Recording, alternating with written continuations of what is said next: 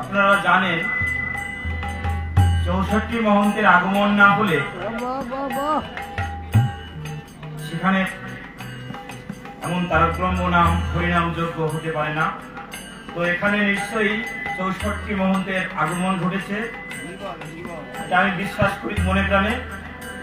তো এর ডান পাশে রয়েছেন নিত্যানন্দ প্রভু, বাম পাশে রয়েছেন গদাধর প্রভু, আর শ্রী চৈতন্য প্রভু রয়েছেন এই মৃদঙ্গের এই বেল্টে ফিতায় চৈতন্য মহাপ্রভু রয়েছে।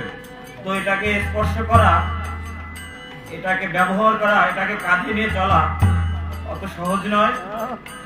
তো আপনাদের মতো বৈষ্ণবের কৃপা, পায়ের ধুলে মাথায় নিয়ে আশীর্বাদ আছে বিদায়ী হয়তো বা সম্ভব হতে পেরেছে। তো আমার এই শ্রী মৃদঙ্গে ঠিকই কৃষ্ণ কথা বলে, মানব জনম দুর্লভ জনম পেয়ে হেলায় হেলায় দিন কাটিয়ে দিলাম, হরি কথা কৃষ্ণ কথা বললাম না। তো আমার এই মাটির মৃদঙ্গে আজ কৃষ্ণ কথা বলবে। মাটির মৃদঙ্গে বলছেন নাচতো নাচতো। নিত্যানন্দ প্রভু বললেন জীবের দ্বারে দ্বারে গিয়ে হরিনাম করতে হবে মহাপ্রভুর নির্দেশে। তো সেই নিত্যানন্দ প্রভু আর বললেন তোমাকে শুধু নাম নিলেই হবে না, শুধু নাম নিলে হবে না, নামের মাঝে নৃত্য করতে হবে। সেহেতু আমার মৃদঙ্গে বলছে নাচতো নাচতো নাচতো নাচতো নাচতো নাচতো নাচতো নাচতো নাচতো। বলছে দ্রুত গতিতে চলতে গেলে হয়তো বা পা পিছলে যেতে হবে, তাই বলছে ধীরে ধীরে ধীরে নাচতো নাচতো ধীরে ধীরে।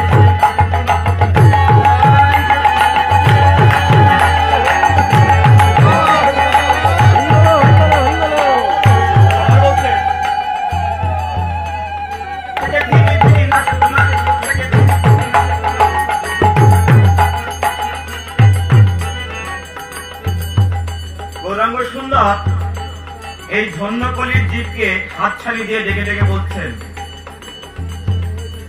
ওহে ধন্যকলির জীব। অনেকে পাপাচ্ছন্ন কলির জীব বলে, আমি বলবো না, কারণ যে যুগে গৌরাঙ্গ মহাপ্রভুর মতো ভগবানের আগমন ঘটে সে যুগ পাপাচ্ছন্ন হতে পারে না পারে না পারে না। তো সেই ধন্য কলির জীবকে হাতছানি দিয়ে ডেকে ডেকে বললেন ওহে পাপা ধন্য কলির জীব, তোমরা একবার বদনে কৃষ্ণ নাম লও, আমি তোমাদের কাছে চিরঋণী হয়ে রইব, গৌর হরি। তাই বললেন বলো না কৃষ্ণ কথা। বললেন